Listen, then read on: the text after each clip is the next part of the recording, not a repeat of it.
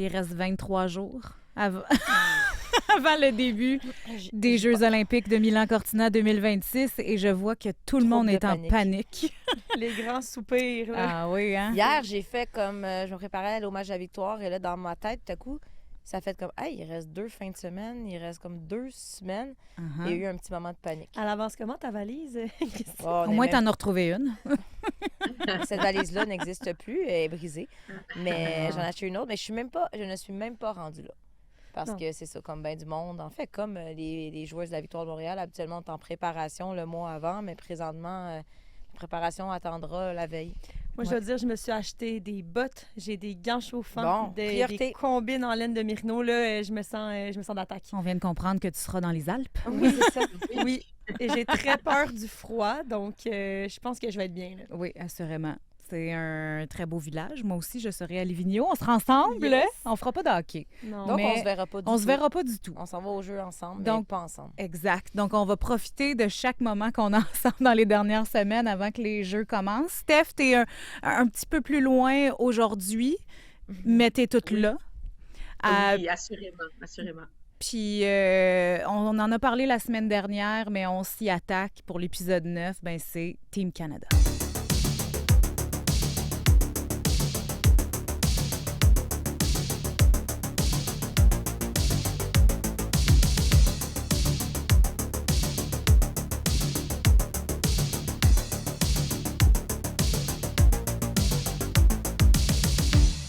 Je ne sais pas si vous avez remarqué dans le studio, mais je me suis appropriée l'équipe canadienne. Rien de moins. De hockey. Roselyne a une annonce à nous faire. Exactement. Je fais un comeback!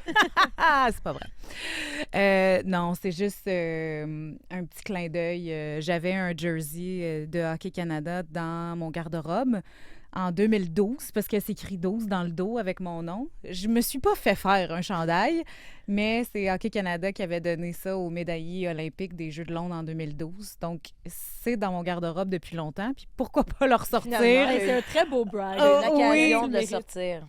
Ouais. L'occasion de le sortir, mais vous ne verrez pas ce nom dans le dos d'aucune joueuse pour Équipe Canada parce que sinon, ça ferait pitié. Déjà, il n'y a pas beaucoup de noms québécois francophones dans l'équipe canadienne. Exact. C'est quelque chose quand même. 2 Québécoises, Anne-Renée Desbiens, Marie-Philippe Poulain dans l'équipe canadienne. Est-ce que c'est une surprise, Steph? Je vais dire que non. Bravo, Steph. Je vais le dire. Non, mais Eve Gascon n'a pas été prise. C'est Kelly Osbourne. Il y a quelques mois, on se disait, c'est sûr, c'est Eve Gascon, mais finalement, Steph m'avait dit, ça va être Osbourne, et je dois lui dire, elle avait raison. Mais c'est pas une surprise avec la saison qu'elle a eue jusqu'à maintenant. Oui, bien, comme on en a parlé, c'est sûr que c'est une gardienne là, qui est numéro 1 présentement dans une équipe de la LPHF, donc c'est sûr qu'au niveau de l'expérience, elle est en avance sur Gascon, assurément. Puis en même temps, ben, c'est sûr que les 2 gardiennes, bon, ce qu'on évalue, bon, évidemment, des biens numéro 1, on ne se le cachera pas, mâche quand même des performances en dents de scie. Donc, est-ce qu'elle est clairement la numéro 2 actuellement? C'est difficile à dire parce que ça n'a pas été, c'est pas la manière que les choses ont été annoncées. Donc, assurément, Osbourne, c'est quand même le futur, mais plus actuel de l'équipe nationale. Donc, c'est ça que je me doutais là, que ça serait probablement elle, connaissant aussi le côté un peu conservateur quand même d'équipe Canada, là, qu'on s'en irait là. Puis en même temps, ben, pour répondre à ta question, Roselyne, non, parce qu'il y avait, à part une Ève qui pouvait être une gardienne réserviste, il n'y avait aucune autre possibilité que Poulain ait des biens. Donc, c'est le statu quo de ce côté-là. Moi, j'ai trouvé qu'il y avait une surprise dans l'équipe, puis on en avait parlé dans les premiers épisodes du balado. C'est Katie Tabin avait été invitée, pas joué, se retrouve sur l'équipe nationale, quand même tardivement, va faire l'équipe olympique quand même. C'est une bonne nouvelle pour elle, c'est une surprise entre autres. Oui, c'est la belle nouvelle. Je pense que c'est la seule grosse surprise parce que, bon, on savait qu'elle était dans le scénario au cours des derniers mois, mais tu sais, c'est une fille qui, puis elle dit elle-même, c'est évident, sans la LPHF, elle ne serait pas aux Jeux olympiques présentement. Elle a 28-29 ans, puis elle a jamais participé à un seul tournoi avec l'équipe canadienne. Son premier tournoi à vie, c'est les Jeux olympiques. Quand même assez incroyable, donc bravo. Puis c'est sûr que le fait que évidemment, Corey Sherry soit entraîneuse adjointe, Caroline Ouellette est aussi avec l'équipe canadienne, puis elles sont avec la Victoire de Montréal, c'est sûr que ça peut avoir pesé dans la balance. Donc ça, c'est une super belle surprise, c'est pleinement mérité. La fille est sur un nuage présentement. Elle est vraiment contente, puis je la comprends. Puis on en a parlé le dernier épisode, que ça va être le Canada, ça va être l'expérience contre la jeunesse des États-Unis. Puis je le savais, mais je ne m'attendais pas à ce qu'on aille aussi loin dans tu sais, tu as dit, Steph, conservateur, là on est allé à l'extrême, selon moi. Quand on a choisi de ne pas prendre une Chloé Primerano, que plusieurs voient comme la future Marie-Philippe Poulin, c'est un enfant prodige, puis là, finalement, on la choisit même pas. Ça, je ne comprends pas. Mais c'est ça parce que, tu sais, on est contente pour Katie Tabin, mais en même temps, comme tu disais, elle a 28-29 ans, un premier tournoi avec Équipe Canada. Je sais pas qu'est-ce que vous en pensez, mais je me dis, tant qu'à aller chercher... Moi, j'aurais pris Tabin, mais j'aurais pas pris la Rock. OK. Qui ralentit, qui est lente. Mais c'est surtout Primerano. Tu sais, je comprends là, qu'elle est encore jeune, mais même si tu lui as fait venir comme une 7e défenseuse, puis tu l'as... Juste le fait qu'elle vit cette expérience-là. Rosine, on en parlait, je sais pas, dans un de nos meetings. Tu disais toi-même que tu peux vivre des championnats du monde, des Coupes du monde, mais des Jeux olympiques, c'est une autre game totalement. Complètement. Si t'as pas vécu les Jeux olympiques, que n'importe qui peut essayer de t'expliquer ce que c'est les Jeux olympiques, comment tu peux être envahi par tout, c'est impossible de savoir à quoi t'attendre. Ça peut te frapper de plein de fouet, tu peux voir ça comme une marche dans le parc, mais les Jeux olympiques, il y a quelque chose d'assez unique qui est très, très, très difficile à faire comprendre aux gens. Fait que là, ce que tu dis, c'est que l'Équipe Canada espère que l'équipe des États-Unis va arriver là-bas, puis là, ils vont tous être super stressés, puis que ça va les frapper, puis qu'ils vont mal performer. Mais ça se peut. Mais l'affaire, c'est que les jeunes joueuses américaines, là, Caroline Harvey, Abby Murphy, elles étaient déjà là en 2022. T'sais, ils ont pris à 18-19 ans, puis elles reviennent rendues à 23-24 ans. Mais Primerano, celle-là, je la comprends pas. Puis il y a aucune joueuse des rangs universitaires dans l'équipe canadienne contre, je pense, 9 du côté des États-Unis. Donc, 7. C'est ça, 7. Merci, Steph. T'es ma statisticienne. Toujours là pour moi. J'ai un demi-cerveau en passant. Hein. La nuit a été courte, là. Mais ça pour dire que, écoute, à un moment donné, on s'est dit, elles vont vivre ou mourir avec leurs décisions. Mais là, on est allé avec l'expérience. Tu sais, même Spooner, on doutait, Stéphane, qu'elle allait faire partie de l'équipe. Puis finalement, elle est là. Oui. Ça, je peux le comprendre. Mais moi, c'est plus qu'on ne prenne pas Primerano que j'ai du mal à comprendre et à avaler présentement. Ouais, je suis d'accord avec toi. J'aurais aimé savoir Primerano comme joueuse vraiment impliquée. T'sais, évidemment, on le sait que les gros matchs, même si, bon, on est un peu déçus ou inquiets, assurément un peu quand même des performances là, contre les Américaines, il n'y a quand même pas vraiment de doute. Ben, du moins, personnellement, j'ai pas vraiment de doute de la capacité d'équipe Canada à passer relativement facilement à travers les autres nations. On sait que avec le format, de toute façon, elles passent encore de finale. Elles vont jouer contre une équipe du groupe B là, qui est nettement plus faible. Donc, c'est quand même des moments où on aurait pu donner du temps de glace et on aurait pu donner ces moments-là d'expérience, un peu comme Rosine nous partageait. Là. C'est le genre de moment où tant que tu n'es pas là, tu ne peux pas le comprendre, en sachant qu'elle va être là, je m'attends à ce qu'elle soit là au prochain championnat du monde. Donc, c'est un peu surprenant. On a vu dans le passé Hockey Canada vraiment vouloir garder ces vétérans qui leur ont donné d'excellents services pendant des années le plus longtemps possible, ce qui est louable. On sait pas, évidemment, là, c'est louable d'avoir cette loyauté-là. Par contre, est-ce que cette loyauté-là, à un moment donné, elle est un peu trop étirée? Puis c'est pas que les joueuses qui ont été choisies, on s'entend, là, elles peuvent toutes jouer sur l'équipe nationale.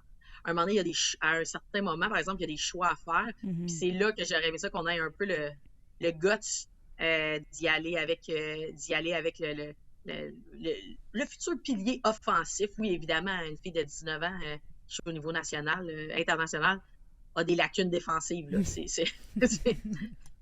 J'aimerais dire qu'il y a plein de joueuses qui ont 28-29 ans aussi qui ont des lacunes défensives. Donc, comme son upside, hein, on parle souvent de Ballon, est tellement bon, puis on sait tellement qu'elle va être là, c'est surprenant que...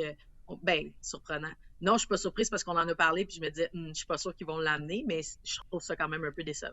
Mais je suis la seule. Je tiens quand même à dire, on parle, il y a des joueuses qui ont de l'expérience, ils étaient aux derniers Jeux olympiques, mais rappelez-vous, aux derniers Jeux olympiques, il n'y avait pas un chat dans les estrades. Il n'y avait personne. Oui, ça devait être, ouais. Donc, c'est aucunement une représentation de ce que c'est les Jeux olympiques. Non, Zéro. C'est sûr. Mais je veux dire, je comprends que ça peut être gros, puis mais ça, le fait que ce soit gros, puis qu'il y ait plusieurs distractions, puis qu'il y ait de la famille, des amis, puis même, je veux dire, Anne-Renée Desbiens, Marie-Philippe Poulin, ils en ont toutes parlé, que ça peut être couteau à double retranchant. Mhm. Ça fait pas Anne-Renée, elle veut pas gérer les billets de sa famille dans Non, les c'est estrades, ça. dans les matchs de la Sauf que- LPHF. Imagine Sauf aux que Jeux olympiques. Ça fait pas patiner T'sais. une fille plus vite, même si elle est habituée à vivre ce genre de situation-là. L'adrénaline, là, quand tu le vis au max. J'espère que Je fais une référence en plongeon parce que c'est tout ce que je connais. Sorry. Oui, mais t'as jamais été vieille et L'adréna- dépassée, toi? Ben, mes derniers jeux, j'avais 30 ans presque. T'étais pas... t'étais En plongeon, c'est très vieux. t'étais full en shape, là, Mais- full bonne. Sur l'adrénaline, tu sautes plus haut. Tu tournes plus vite.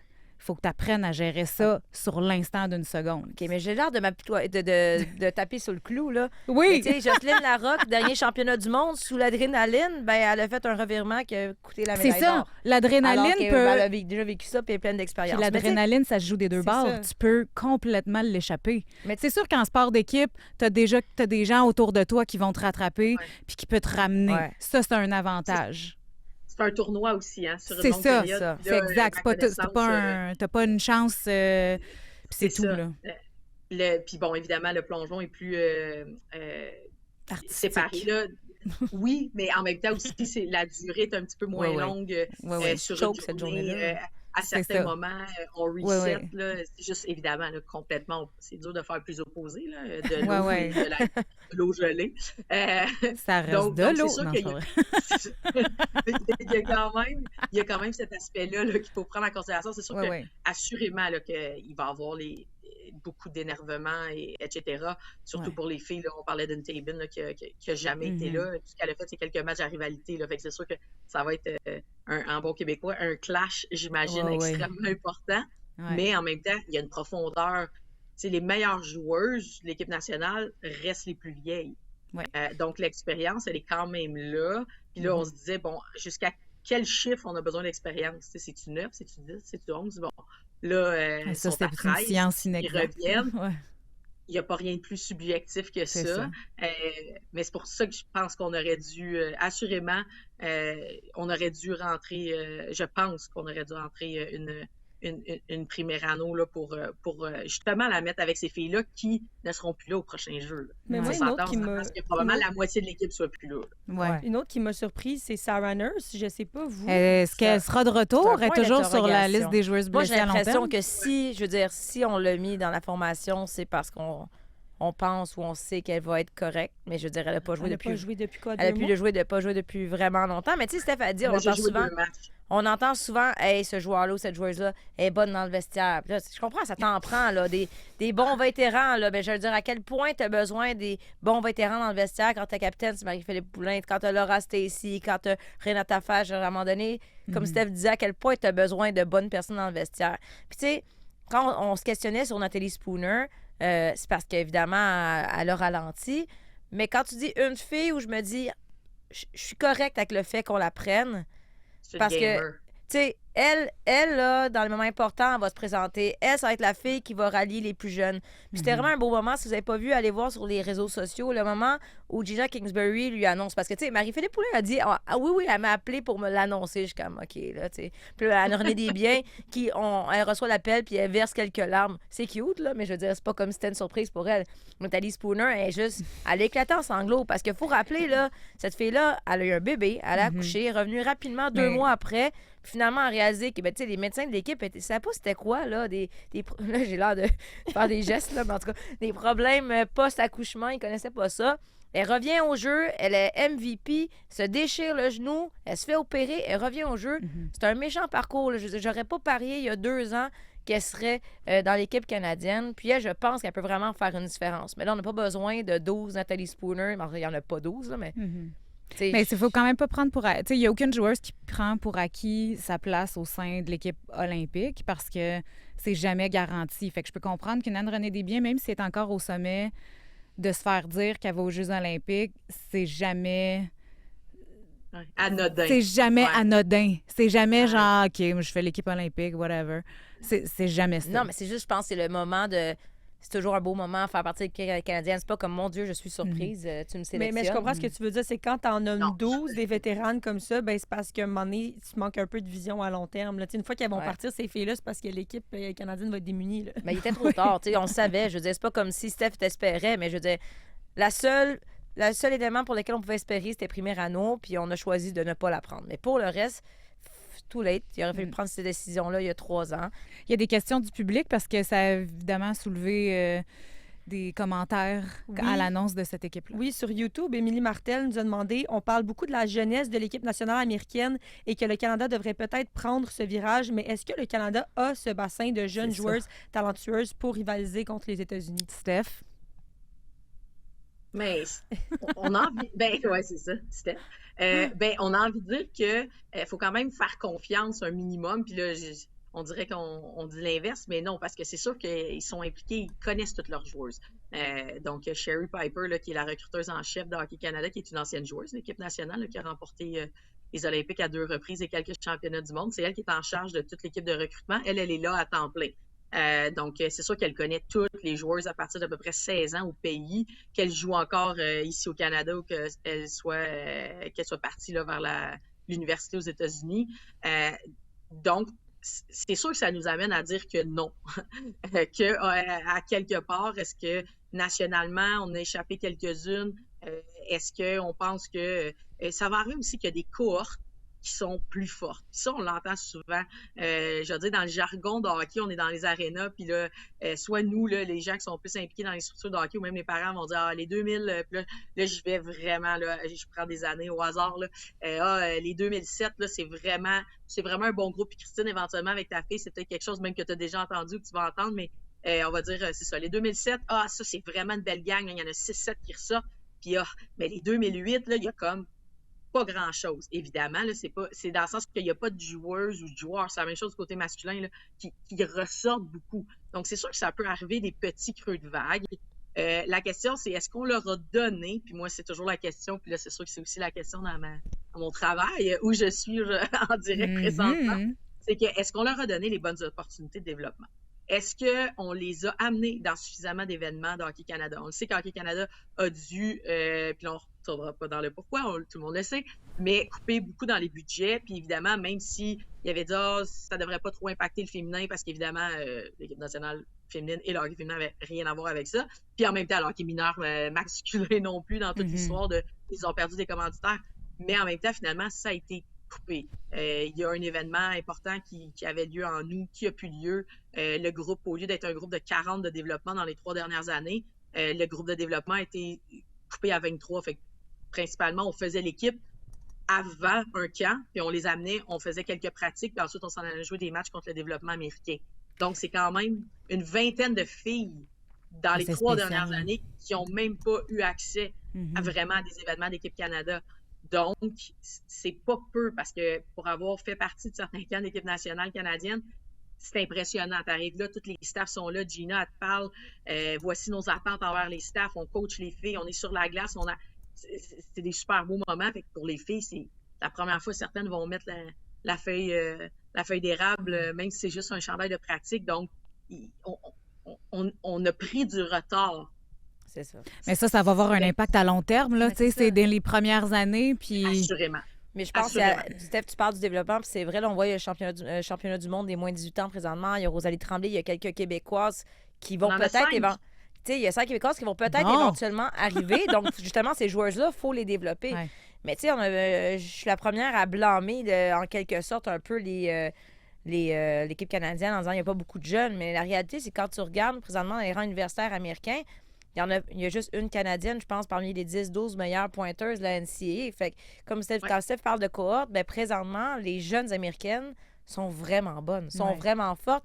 Elles sont même pas encore dans la LPHF, puis elles dominent au niveau international. Elles n'ont même pas besoin de passer par la LPHF pour se retrouver sur l'équipe olympique. Donc, est-ce que ça veut dire que la rivalité Canada-États-Unis, il n'y en aura plus vraiment? C'est les États-Unis qui vont complètement dominer, ou je suis vraiment pessimiste? Peut-être un peu pessimiste parce que, non, à vrai dire, non, absolument pas. Réaliste. Mais dans le sens que dominer outrageusement, c'est un ou l'autre. Est-ce que l'ascendant est du côté américain? Oui. Mais en même temps, j'ai envie de dire, l'ascendant américain est là depuis presque 10 ans. Quand on regarde les résultats des championnats du monde, c'est parce que c'est sûr que la médaille d'or olympique, là, c'est gros, là. On le sait bien.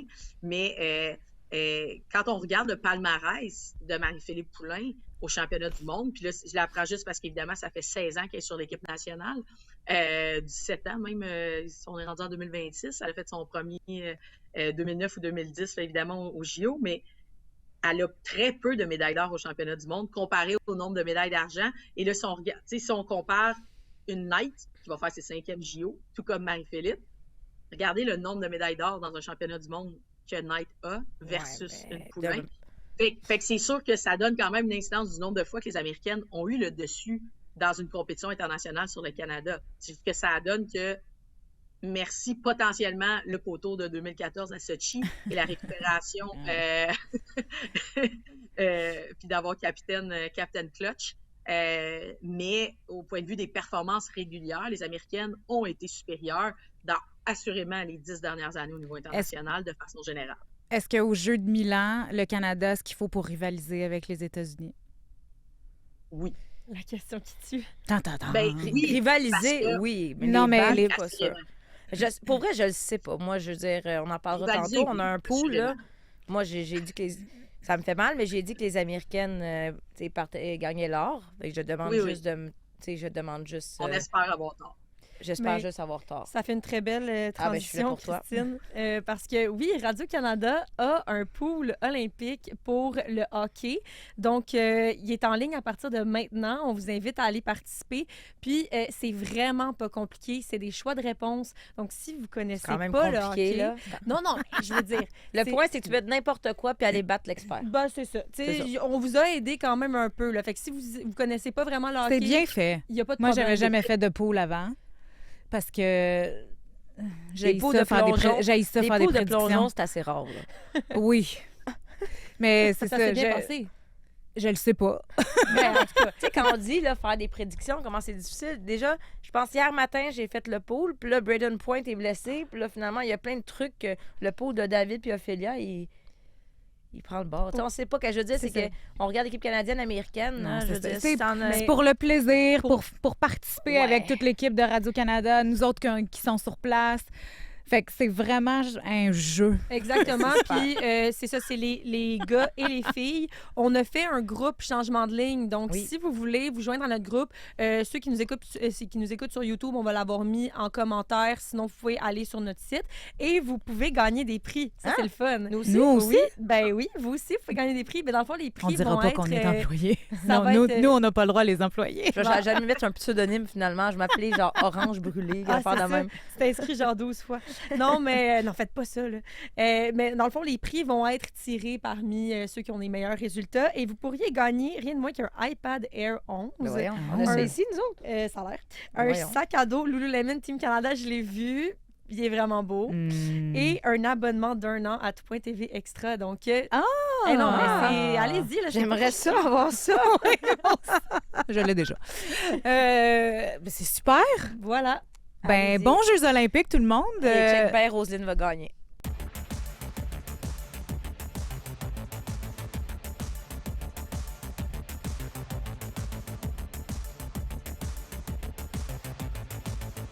Le premier trio a été démantelé pour le match d'hier parce que Abby Rock a obtenu une suspension d'un match après son coup à Abby Boring à Québec. Ah, Steph. Abby Rock. Non, mais ce match à Québec, j'étais aux premières loges. Je dois dire qu'on a revu certains élans de l'ancienne Abby Rock. Mais premièrement, elle avait l'air vraiment pas en forme. Puis, pour vrai, moi-même, je suis congestionnée. Il y a beaucoup de microbes ces temps-ci. Je me demande si le match à Québec, il n'y a pas certaines filles peut-être qui étaient enrhumées ou affaiblies. Les restes d'Erin Ambrose. Parce que, écoute, Abby Rock, elle revenait au banc, là, puis elle avait l'air au bout de son souffle. Ah oui, une fois, elle était couchée comme ça. Elle était brûlée raide. Puis même Laura Stacy aussi. Fait que, je veux dire, je suis pas au courant. Je leur ai pas demandé, es-tu malade? Là? Je veux dire, ça toussait de loin comme ça tousse dans tous les endroits publics présentement. Mais tu sais, un peu plus de paresse. Moi, Steph, elle va être contente, là. De la misère dans les replis défensifs. Hey, non, on a dit qu'on arrêtait de faire. Non, mais c'est vrai. Faut arrêter c'est que, tu sais, depuis le début... Non, mais depuis le début, ça fonctionne super bien parce qu'on dirait le fait d'être avec Marie-Philippe Poulin, elle n'a pas le choix de se pousser dans le derrière, puis là, on voit son talent offensif. Mais là, ces petites lacunes sont ressorties dans ce match-là. Et là, il y a moi, le match de suspension, je suis bien correct avec ça. Mais moi, j'aimerais que, Steph, tu nous expliques exactement pourquoi on a pris cette décision-là, parce que je pense qu'on s'est fait bombarder de questionnements. C'est-tu un coup à la tête? Comment ça, c'est une suspension, un 5 minutes, une majeure? Madame Ouais, j'étais Hockey Québec et ancienne arbitre, explique-nous. Ben, j'étais assez quand même surprise de voir tous les commentaires qui disaient c'est une mise en échec légale, c'est boring qui a rentré dans Rock. Je comprends qu'on est fan de la victoire, les gens à Montréal, c'est correct. Mais bon, premièrement, c'est sûr que les arbitres sont allés à la reprise parce que sur la glace, si la décision initiale, c'est de donner un 5 minutes, c'est une punition majeure, donc on peut aller à la reprise. Donc, il y a aussi une stratégie de la part des arbitres parce qu'après ça, soit qu'on confirme la punition majeure, donc ensuite, évidemment, il y a une extrême inconduite, donc on est éjecté du match, ou on peut le ramener à un 2 minutes, puis ça aurait pu être, bon, Maureen avait la rondelle ou très proche, elle avait la rondelle, donc ça aurait pu être mise en échec illégal, et à ce moment-là, ça aurait été un 2 minutes. Par contre, ils ont déduit, de par la Situation Room, là, la salle des reprises, je sais pas, la traduction est un peu bizarre, mais avec Toronto et les arbitres, que le contact initial était à la tête. C'est vrai que avec un peu tourné, on a vu évidemment beaucoup d'angles. Rock est comme tourné à la frappe, plus avec, j'ai envie de dire, la section de l'omoplate, mais le contact est vraiment vers le haut du corps. Donc, est-ce que ça a touché légèrement l'épaulette avant de toucher la tête un peu? Bon, on pourrait en débattre là, avec une caméra 4K qui rapproche excessivement, mais eux autres, ils ont donné coup à la tête. Donc, un coup qu'ils ont dit avec la reprise vidéo, on considère que c'est un coup à la tête. Évidemment, ça va être suspendu. Un match. Donc, c'est correct. Ben, c'est correct. Moi, personnellement, ce genre de coup-là, c'est assurément pas ce qu'on veut voir. Puis, Roselyne, tu sais, évidemment, on en a parlé là, lors de la diffusion du match. Ça reste un coup dans un angle mort. Que la joueuse soit ait un peu rentré, c'est la joueuse qui frappe, puis c'est la même chose du côté masculin. Le joueur qui va mettre, ou la joueuse qui va mettre en échec l'autre joueur est responsable de son action. Si on se souvient bien, je pense que c'est comme la première présence de Marie-Philippe dans ce match-là, elle a donné une mise en échec de dos. Parce que je me rappelle, on regardait à Rosine, puis on a fait c'est vrai que la joueuse, à la dernière seconde, elle s'est tournée. C'est vrai, mais la responsabilité, c'est la même chose au hockey mineur, revient à la personne qui frappe. C'est à elle ou à lui de s'assurer de pas détruire une personne justement parce qu'elle est vulnérable. Ouais. Parce que sinon, c'est parfait, là, on va juste se geler partout. Puis, elle allait pour la rondelle, s'il vous plaît. Maureen joue depuis 20 ans au hockey. Maureen est revenue juste après en avantage numérique. Ouais. C'est juste ça. Tu sais, elle est en train, sur le bord, tu sais, je sais pas, là, mais sur le coup, elle avait l'air genre d'agoniser. Puis comme 32 secondes plus tard, elle est en avantage numérique. Je trouve que le protocole de commotion... fait un double échec. Le protocole de commotion cérébrale a été assez court, merci. Là. Je veux dire, c'était vraiment touché à la tête. Il n'y en a pas eu. Puis ça, j'étais surprise parce que faut être conséquent, qu'il y en a un parce qu'elle est restée sur le banc. Mais pour avoir joué quand même quelques années, c'est sûr que de se faire frapper, elle ne l'a pas vu venir. Fait que c'est sûr qu'il y a aussi la surprise. Le choc, tu es désorienté, tu tombes. C'est sûr qu'il y a comme quelques secondes, des fois, qui peut être une panique. Est-ce qu'elle en a mis plus? Bon, peu importe, on ne sait pas. Je veux dire, c'est rare, je me fais frapper dans l'angle mort, là, fait que je peux pas juger. Mais ça m'arrive vraiment souvent. Ouais, je peux dire qu'il y a des fois, non, si je pleure, non. Pas en match. Elle a pleuré. Oui.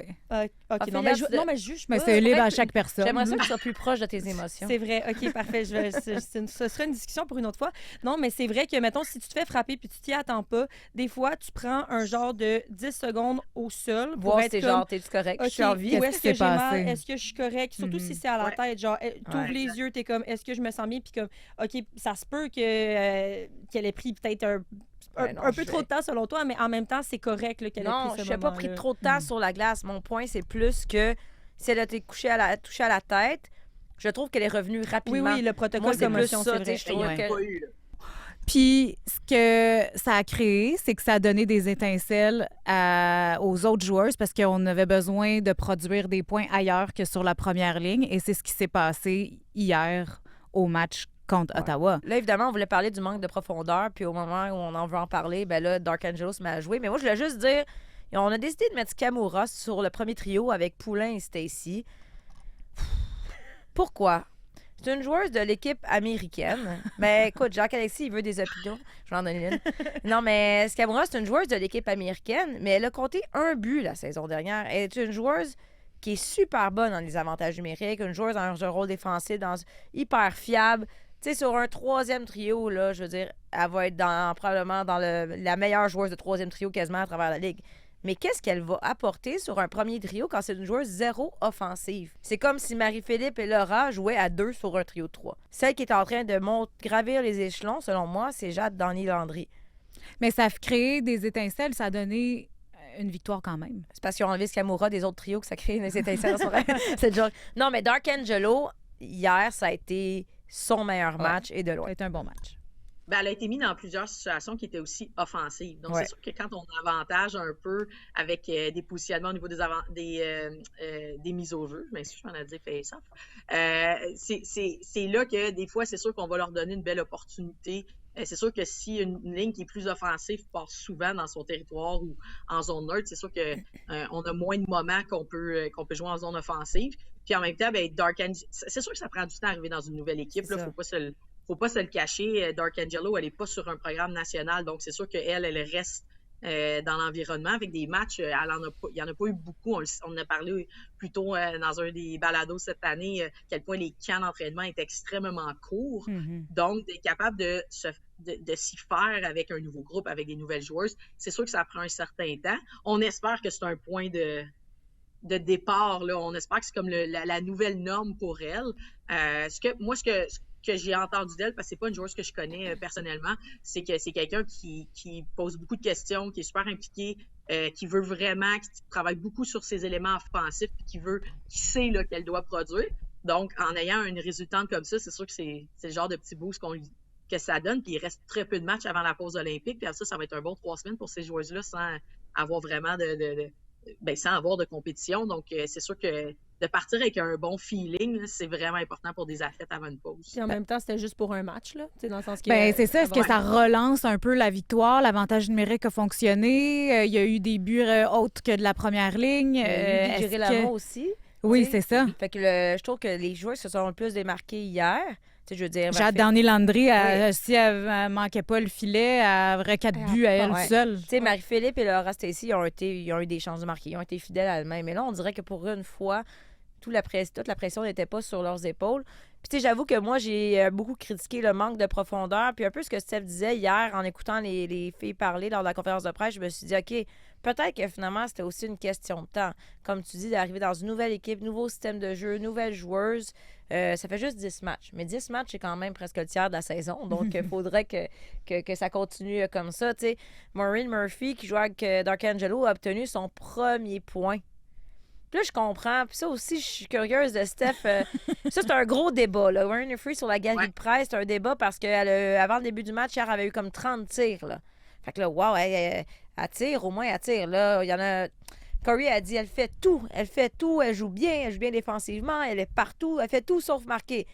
Mais là, à un moment donné, les tirs, si tu commences à analyser la qualité des tirs, c'est sûr que si tu tires 25 fois de loin, là. De loin ou dans le crest ou une balloune, tu sais, je veux dire, Maureen Murphy était là l'année passée, là. Je veux dire, pour moi, une fille comme ça, qui est supposée être une joueuse offensive, qui a 1 point depuis le début de la saison, c'est problématique, là. Je veux dire... elle n'a pas tant d'excuses. Tandis que Dark Angelo, on va lui donner le bénéfice du doute, c'est une nouvelle équipe, tu sais.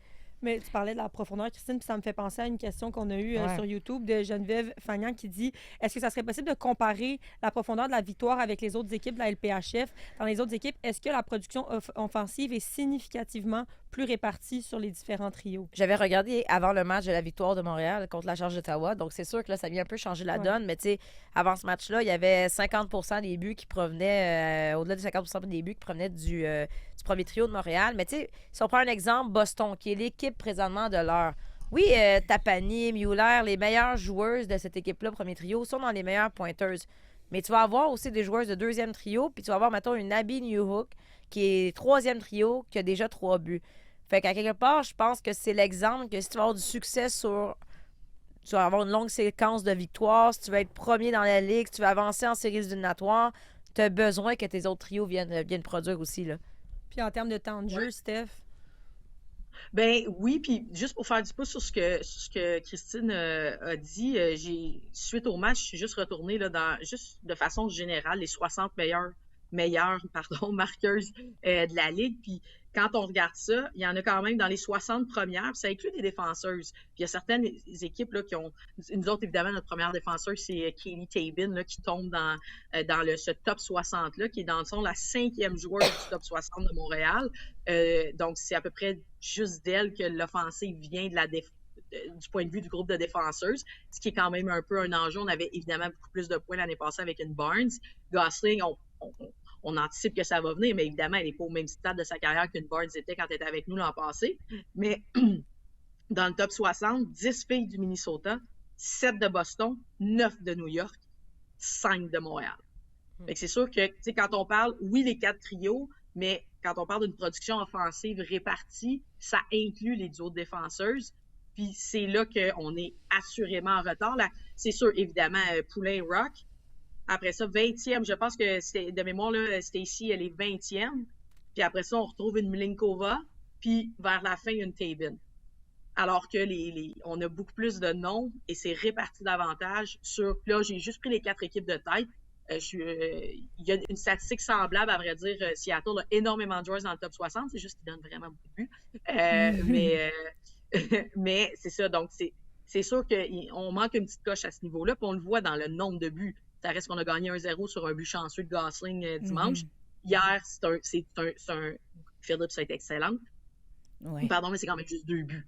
Mais en plus, puis ce serait intéressant de l'analyser dans un autre balado, mais l'écart entre les performances des gardiennes et l'offensive en général. Il n'y a pas beaucoup de buts qui se marquent dans la LPHF, mais il y a des tirs. On a eu 45, combien? Une trentaine sur Phillips hier.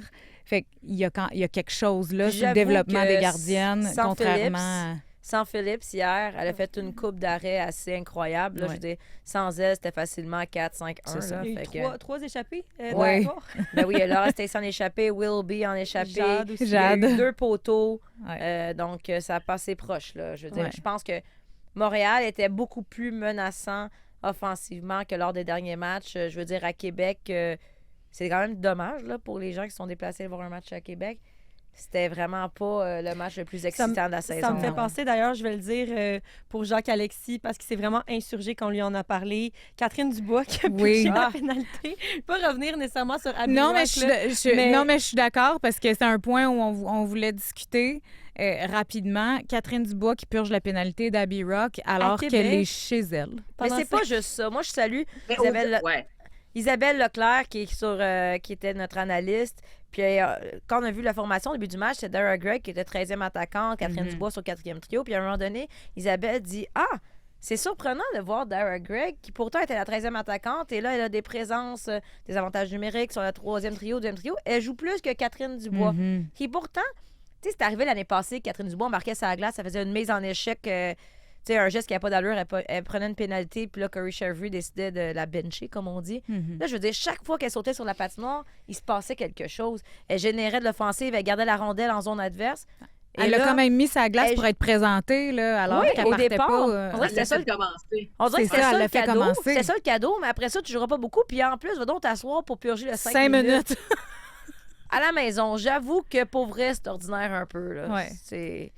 Il faudrait demander à Kat Dubois comment elle s'est sentie. Ah, pas bien, je pense. Non, hein? Ben, tu sais, Kat, c'est la ultime fille d'équipe. C'est ça, c'est une trooper. Elle s'est assise puis à 100%. Puis, mais on regardait le match. Puis, à ce moment-là, comme Christine le dit, il faut être honnête, c'était pas un grand match. Là, c'est des deux côtés. Là, puis en même temps, Vancouver là, sont sur la suite d'un long voyage. Donc, assurément, ils voulaient survivre. Puis, ils sont quand même presque partis avec un point au minimum, parce qu'on s'est presque en allé en prolongation. Mais tu veux, au-delà de l'aspect que Catherine, c'est une fille de la région, la 4e ligne était celle qui créait le plus d'étincelles. Elle a créé des revirements, elles ont amené des rondelles vers le filet, elles ont eu des opportunités. À certains moments, bon, évidemment, là, des fois, il y avait déjà eu, même avant l'expulsion d'Abby Murphy, il y avait déjà eu des... Abby Rock. Il y avait déjà eu des changements. Là. Des fois, c'était Jade qui se retrouvait avec la ligne des quadres, c'était Willoughby. Des fois, Jade allait sur la 3e ligne, etc. Fait qu'il y avait déjà eu des petits changements. Puis peu importe que c'était Willoughby ou Dani Landry, c'était une des seules lignes vraiment qui créait des revirements, qui avait des tirs vers le filet. autre qu'on s'attend. Donc, après ça, la question, c'est sûr que 5 minutes, c'est long. Donc, il faut t'assurer que tu as assez de joueuses qui jouent sur ton désavantage numérique, qui sont présentes au niveau des attaquantes, puisqu'évidemment, Rock est une attaquante. Je pense pas que la dernière à embarquer, c'est Dubois. Mais Je pense pas. Pour moi, il y avait d'autres filles qui auraient dû y aller qui ne jouent pratiquement jamais sur sur un désavantage numérique. C'est pas comme si on tirait de l'arrière par 1 ou 2 buts. Fait que même si t'es en piqué, tu veux essayer d'avoir une étincelle, tu dis aux filles, hey, aussitôt que tu as une opportunité, tu jumps, puis tu essaies d'aller quand même, dans le cas de jailbreak, mais essaie d'aller créer de l'offensive parce qu'on va manquer de temps. Là, c'était pas le cas en plus. Fait que c'est une décision coaching-wise par rapport au personnel que moi, je trouvais douteuse. Puis là, on ajoute l'aspect être à la maison. Fait que c'est comme un double ordinaire. C'est sûr, puis on a l'air de prêcher pour notre paroisse parce que c'est les Québécoises, mais c'est pas juste parce que... Ils ont démontré sur la glace qu'ils performaient. Mettons qu'elle s'appelle... ça aurait été n'importe qui d'autre, on aurait dit la 4e ligne, elle performe, elle donne des étincelles. C'est juste qu'en plus, le fait que c'était à Québec, c'est comme un deuxième... couteau. Un deuxième couteau dans la plaie. Exact. On est d'accord avec toi, Jacques-Alexis. Oui. Et puis pour finir, notre 9e balado, on sort complètement de la Ligue de la LPHF pour parler d'une série bien spéciale. Canada-Russia final showcasing the 2 most talked about prospects in the world. Canada's Shane Hollander. Shane Hollander, I wanted to introduce myself. Okay. And Russia's Ilya Rozanov. You're an awesome player to watch. Yes. Very good at hockey. The best, probably. We will be seeing each other a lot. Yeah, Boston and Montreal play against each other often. Guys, you gotta see it.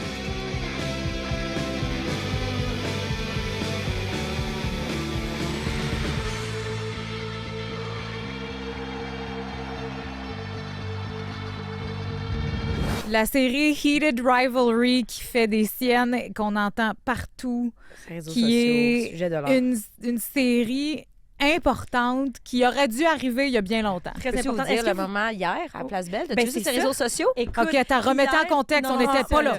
Hier, au match à la Place Belle, ils ont mis un extrait de la série sur le Jumbotron. Et après ça, ils ont mis la caméra sur 2 hommes dans la salle. Et là, les 2 hommes se mettent à s'embrasser devant tout le monde. Puis là, les gens dans les estrades hurlaient, criaient, étaient donc contents. Puis c'était vraiment un beau moment là, à la Place Belle. Wow. Ouais. Est-ce que vous avez eu l'occasion de l'écouter? Moi, je ne l'ai pas regardé encore, mais j'ai vu plein de... Ça fait longtemps, je me dis, il faut que je l'écoute. Puis là, hier, je suis un peu enrhumée. Puis là, je dis, OK, Ophélia, je vais commencer ça. Et là, c'était dommage qu'il fallait que je parte. Mais j'ai écouté 3 épisodes d'un coup. Bien, c'est ça. C'est vraiment... On peut parler d'un phénomène social, je pense, en ce moment, Heated Rivalry ou rivalité passionnée en français. Je pense qu'on va dire Heated Rivalry. C'est une série qui est basée sur une série de livres de Rachel Reed, qui d'ailleurs est allée lire la formation de la victoire au match à Halifax. C'est cette série qui s'appelle Game Changer. Parle de 2 joueurs de hockey, un qui joue pour l'équipe de Montréal, l'autre de Boston dans une ligue de hockey professionnelle fictive. C'est pas la LNH. Les 2 joueurs, il y en a un qui joue pour l'équipe canadienne, l'autre pour l'équipe russe. Donc, 2 rivaux se détestent, mais en réalité, derrière les portes fermées, ils entretiennent une relation amoureuse. Donc, c'est... Mais c'est pour briser les tabous de l'homosexualité dans le sport du hockey, précisément. Puis il y a eu quand même quelques critiques de la série. C'est sûr que là, Christine, tu t'es rendue au 3e épisode. Je te félicite parce que beaucoup de gens disent que les 2 premiers épisodes sont plates. Oui, beaucoup de nudité. Mais faut pas pousser. À partir du 3e, là, on comprend. C'est ça. Ben, c'est que les deux premiers épisodes, on prend beaucoup de temps à installer la chimie physique entre les personnages, on va dire ça comme ça. À partir du 3e épisode, c'est là qu'on rentre un peu plus dans cette mentalité, dans la mentalité des joueurs, dans leurs émotions, ce qu'ils vivent par rapport à leur homosexualité et le fait qu'ils jouent au hockey. L'aspect hockey aussi a été critiqué un peu, là, que ce qui se passe sur la glace, c'est pas super bien représenté. Mais c'est pas ça le but. Mais c'est prendre au 2e niveau. Là. Moi, les gens qui disent ça, j'ai envie de leur dire que si vous vous attendiez à regarder une série sur le hockey, vous allez être déçus. Là. C'est une romance sportive. Mais on met de côté les critiques. C'est une série qui est super importante, qui je pense qu'il va avoir l'opportunité de changer la culture masculine du hockey, une culture qui a grandement besoin de changement, là, on va se le dire.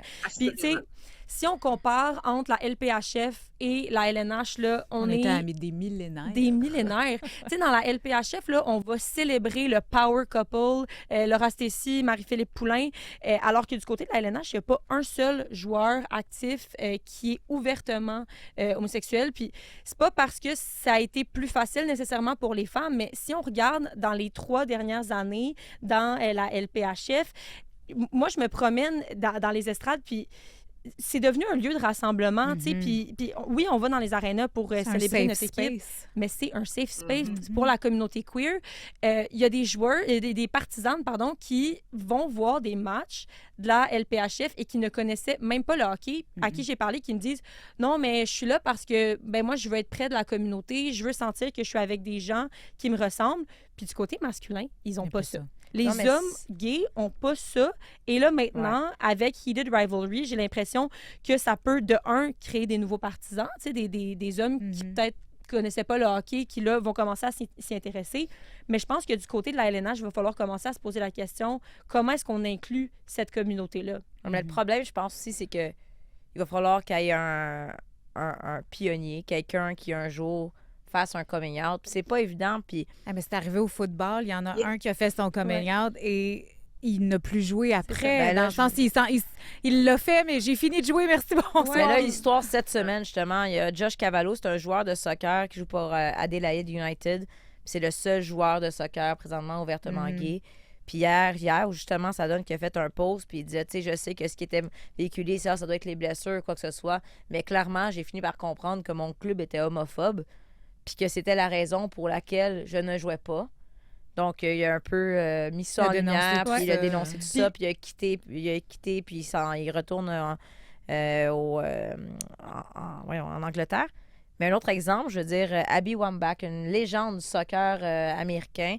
Hier, je l'ai entendue, elle parlait justement qu'elle avait regardé cette série-là. Puis là, c'est sûr, c'est que j'ai des amis qui étaient comme « Ah, c'est trop comme un roman d'Arlequin ou c'est juste de la sexualité. » Mais il faut que tu prennes un pas de recul, puis que moi, ça me fait réfléchir de dire, de comprendre le malaise que quelqu'un peut ressentir. Puis Abby Wambach, elle disait « Je me suis beaucoup reconnue dans ces personnages-là.